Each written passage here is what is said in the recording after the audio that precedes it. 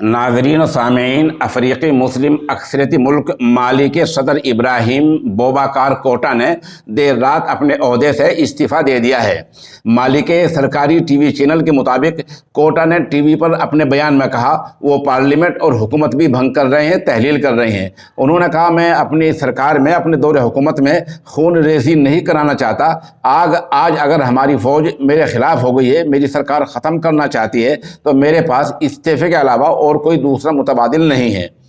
बतला दें कि सदर के इस्तीफ़े के ऐलान से चंद घंटे पहले ही माली में बागी फ़ौजियों ने सदर इब्राहिम बोबाकार कोटा और वहाँ के वज़ीर आज़म बोबो सीसे को यरगुमाल बना लिया था। सदर के मकान को चारों तरफ से घेर लिया गया था और फ़ौज के हथियारों पर भी कब्जा कर लिया गया था। उधर फ़ौज के बड़े अधिकारियों, बड़े अफसरों को भी हिरासत में ले लिया गया था और आवाम सड़कों पर उतर आई थी और बहुत सी सरकारी इमारतों को और गाड़ियों को नजर आतिश कर दिया गया था, आग के हवाले कर दिया गया था।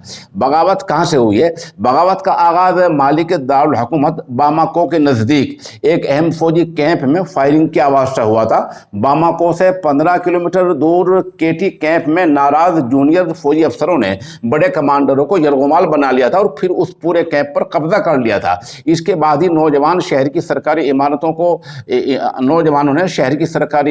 को आग के हवाले किया। माली में सदर के इस्तीफे का मुतालबा करते हुए बड़े बड़े एहतजाज जारी थे।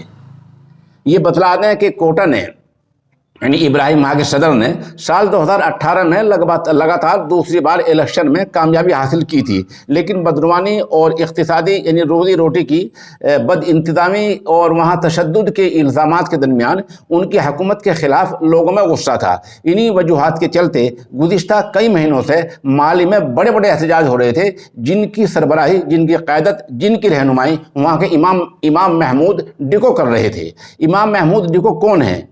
जाहिर सी बात है, सवाल तो होगा कि इमाम महमूद के पीछे कितने लोग हैं, ये कौन है? टिम्बुक्टू इलाके में 1950 की दहाई में पैदा हुए इमाम महमूद डिको बुनियादी तौर पर अरबी ज़ुबान के मुअल्लिम थे। उन्होंने सऊदीया में तालीम हासिल की और बाद में बामाको के कस्बे में मस्जिद के इमाम बन गए।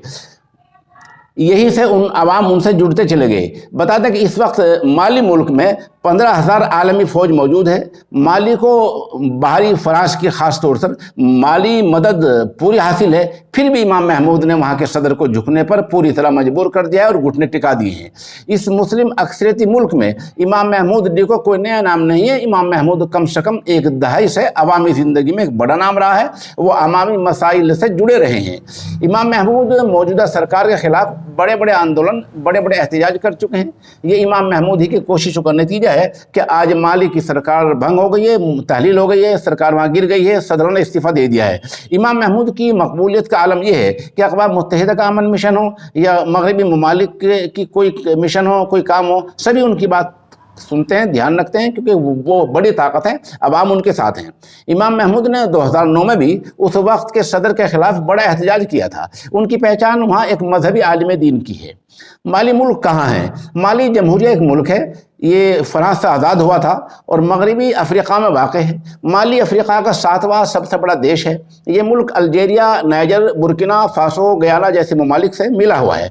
12,000 किलोमीटर से ज़्यादा रकबे में फैले हुए इस मुल्क की आबादी 1 करोड़ 30 लाख या 35 लाख बताई गई है। मुल्क की जो रोज़ी रोटी है, जो काम चलता है, जो इक़्तिसादी हालत है, वो ज़्यादा खेती बाड़ी पर और मछलियों पर मौकूफ़ है। वहाँ मछली का बड़ा कारोबार है।